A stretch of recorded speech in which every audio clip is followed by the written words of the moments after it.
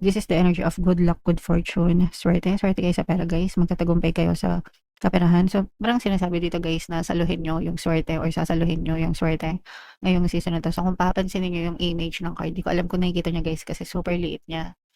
Pero kung makikita mo yung image ng card niyang babae, di ba? So, yung damit niya nakasalong ganun. And kung nakikita nyo guys, merong, ayan, di ko alam kung napapansin nyo, pero may mga maliliit mga coins or whatever ko naman yan. Ito.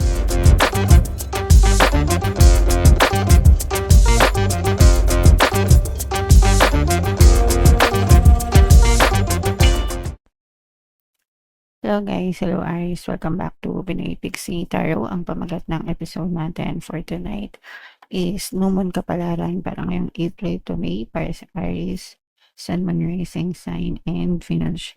Yung ating New Moon guys ngayong April ay sa April 7, April 16 mga kapixie.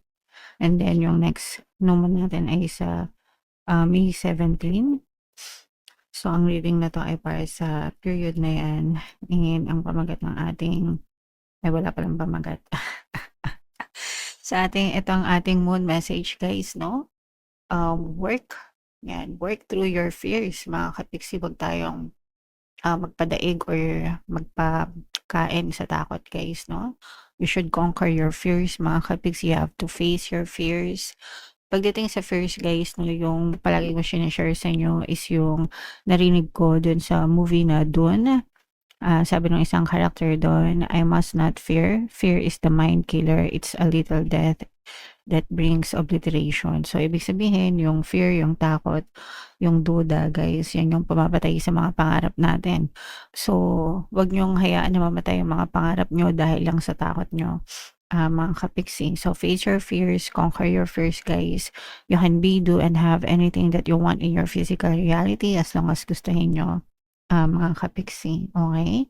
Alright. So, additional meaning nitong card na to, guys, time to let go of a grudge you're holding. So, yung grudge, guys, yung mga hinanakit sa dibdib nyo, mga kapiksi, lahat ng negative emotions guys, galit, anger, hatred, resentment, grudges, yan, no? So, alisin natin yan sa puso natin, mga kapiksi. Those are negative emotions and nagiging balakid siya sa ating kasiyahan, kaligayahan sa buhay guys, okay? Alright. So, another message guys, move on from jealousy or jealousy. Stop being obsessive, mga kapiksi. If meron kayong mga relationship guys, no? Iwasan nyo yung pagsiselos. Kasi yung pagsiselos guys, insecurity yun. It's a sign of insecurity. And ang may problema doon is ikaw. Ibig sabihin wala kang tiwala sa sarili mo. Hindi ka confident, hindi ka secure sa sarili mo guys, no? That's why nagsiselos kayo and nagiging obsessed kayo guys. So, again, those are negative emotions. So, you have to let go of those, mga kapiksi. And tigilan yung pagiging paranoid sa buhay guys, okay? Alright, so again, it's dealing with all those negative emotions, no? And kailangan yung ma-overcome yung or alisin yung mga negative emotions na yun, mga kapiksi. So, yan yung moon message para sa inyo guys. Ito naman yung sa love message or love advice natin, mga kapiksi. So, kawiin lang natin yung cortina para medyo lumiwanag. Ayan. So, ito yung ating moon message para sa inyo. Your love story is written in the stars and through the path.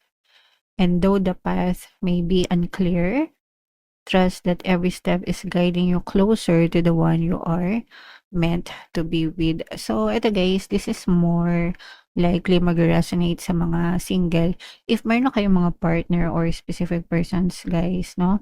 Maaring kung okay naman kayo ng iyong partner right now, maaring siya talaga yung the one para sa inyo. But if you are single, guys, and still waiting for that one true love, guys, no? Ipagdasal nyo lang, mga kapiksi, no? kahit na hindi pa kayo nagkikita ngayon, but if you have faith and you're always praying, guys, the right one will come along, mga kapiksi. Dadating at dadating yan sa inyo, guys. Kasi nga, sabi dito, your love story is written in the stars. Nakasulat na yan sa tadhana mo, mga kapiksi. And you will get closer to that person na meant to be with mo. Okay? Alright. So, syempre guys, ipagdasal para talagang ipagkaloob sa'yo yung tamang specific person and tamang relationship sa texting. So, comment down below guys if naka-resonate kayo dyan. Shuffle natin to. Hanapin natin yung energy ng Aries at saka yung energy ng Moon guys. Habang sinashuffle ko to, panoorin nyo muna yung video natin regarding sa ating paano mag-manifest ng abundance video cards. Kapiksi, sawa ka na ba sa mga struggles at hirap sa buhay mo? Masipag ka ba at masikap sa buhay ngunit hindi ka pa rin umaasenso? Ilang beses ka na bang nag-attempt mag-negosyo at mag-invest pero palagi ka pa rin nalulugi? Sa pagkakataon na ito ay maaaring may subconscious beliefs ka na nagiging balakid sa iyong pag-unlad at pagyaman. Introducing, paano mag-manifest ng abundance video course. Dito ay matututunan mong ma-overcome ang mga balakid mo para tuluyan ka ng umunlad, umasenso, sumagana, maging matagumpay, successful at maswerte sa iyong kabuhayan, pera, trabaho, negosyo, salapi at kaperahan ng bonggang-bongga. Dali, mag-send na ng email sa pinoypixie@gmail.com at simulan na ang iyong pagyaman ngayon. Alright, so sa lahat ng gusto mag-avail ng course guys, ang flash sa screen nyo yung mga available natin video courses. If interesado, mag-send lang kayo ng email sa pinoypixie@gmail.com. And sa mga naghahanap ng pampaswerte guys, meron tayong money shaker jars. Ito guys, super effective na pampaswerte mga kapiksi. Ito yan, ito. And ito. So, ito yung WhatsApp number ko guys. I-chat nyo lang ako dyan. And huwag na kayo magpahuli guys kasi talagang super dumadami na yung grabe naman to. Super dumadami na yung success stories ng mga nag-avail ng money shaker jars mga kapiksi. So, grabe naman ito guys, no?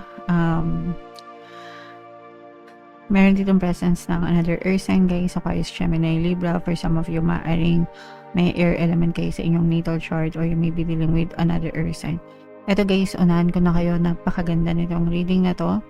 This is the energy of good luck, good fortune, swerte. Swerte kayo sa pera guys, magtatagumpay kayo sa kaperahan. So, parang sinasabi dito guys na saluhin nyo yung swerte or sasaluhin nyo yung swerte ngayong season na to. So, kung papansinin nyo yung image ng card, di ko alam kung nakikita nyo guys kasi super liit niya. Pero kung makikita mo yung image ng card niyang babae, diba? So, yung damit niya nakasalong ganun. And kung nakikita nyo guys, merong ayan, di ko alam kung napapansin nyo, pero may mga maliliit mga coins or whatever ko naman yan. Ito yung nag-represent ng mga blessings galing sa taas. So parang sinasabi dito guys, saluhin nyo yung biyaya, saluhin nyo yung swerte ngayong season na to guys, kasi talagang maganda yung daloy ng swerte sa inyo ngayong season na to, ngayong panahon na to guys. So this is the energy of good luck, good fortune, swerte and mga blessings pagdating sa kaperahan. Mga kapiksi, yung iba sa inyo guys may chance na umunlad, umasenso, umangat pa yung inyong pamumuhay and magiging very established kayo at saka magiging generous din kayo mga kapiksi kasi super blessed na kayo. So pag sinabing generous, mapagbigay, mapag-share ng blessings to the needy mga kapiksi, yun yung siguro yun na yung magandang form of success sa buhay natin. Masasabi natin successful tayo kapag nakakapag-share na tayo ng blessings sa ibang tao. Guys, no? So, for some of you, ganun na yung nangyayari sa inyo. Meron na kayong kakayahan na ganun, na mag-share ng blessings sa ibang tao, guys. And meron pang chance kayo na lalong umunlad, umangat, umasenso yung inyong pamumuhay. For some of you, matagal kayong na-stuck sa buhay nyo, mga kapiksi, pero dadating yung mga solusyon, kaalaman para makawala kayo sa pagkaka-stagnant nyo sa buhay nyo mga kapiksi, no? Makakabawi kayo and magsisimula ulit kayo magtanim, no? Magtanim ng mga pananim magtanim ng mga effort guys, no? So kung yung iba sa inyo na stuck kasi parang hindi nyo alam yung gagawin nyo guys, yung iba parang feeling ko nawalan kayo ng motivation sa buhay, especially if you have like a lot of failures and marami kayong mga parang pagkalugi ba in the past mga kapiksi. So yung iba parang nawala ng motivation, tinamad, nawala ng inspiration. Pero ngayon guys, parang nabubuhay na ulit sa puso nyo na, okay, tama na yung pagmumukmok, wala din naman nangyari sa akin. So it's about time na kikilos ulit kayo and gagawa ulit kayo ng paraan para umunlad at umasenso, Aries. Okay? So ganun talaga guys, laban lang. Huwag kayong susuko sa buhay, mga kapiksi.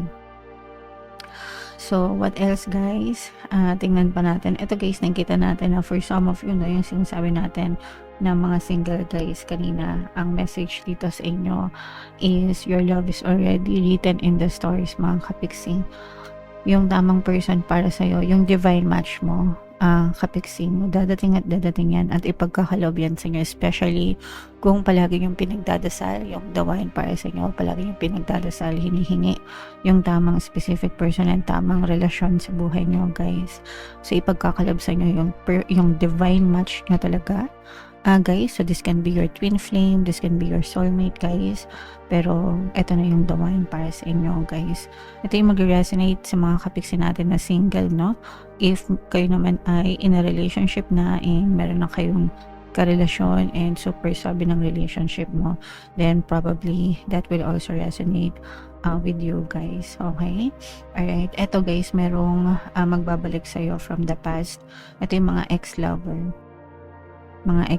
mga kapiksi or mga ex-person, pero nagdududa kayo dito sa person na to kasi marami kayong history ng pag-aaway, no? Nung kayo pa nitong person na to. Pero pwedeng siya mag-reconnect sa'yo kasi nagsisisi siya. So this person has a lot of regrets, nagsisisi siya sa lahat ng bagay na ginawa niya, yung mga hindi magagandang bagay na ginawa niya sa inyo mga kapiksi. Pero parang mainit pa yung dugo mo dito. Ibig sabihin parang hindi nyo pa nakakalimutan, guys, no? Pero sabi nga natin, guys, diba, let go of yung mga grudges, yung mga negative emotions guys, no? So mas maganda kung patawarin nyo na para maputol na yung attachment nyo dito sa person na to and talaga maging emotionally free na kayong mga kapiksi. Okay? So forgiveness is not something that you do for them, it is something that you do for yourself. Kapag kayo ay nag-forgive, nagpatawad,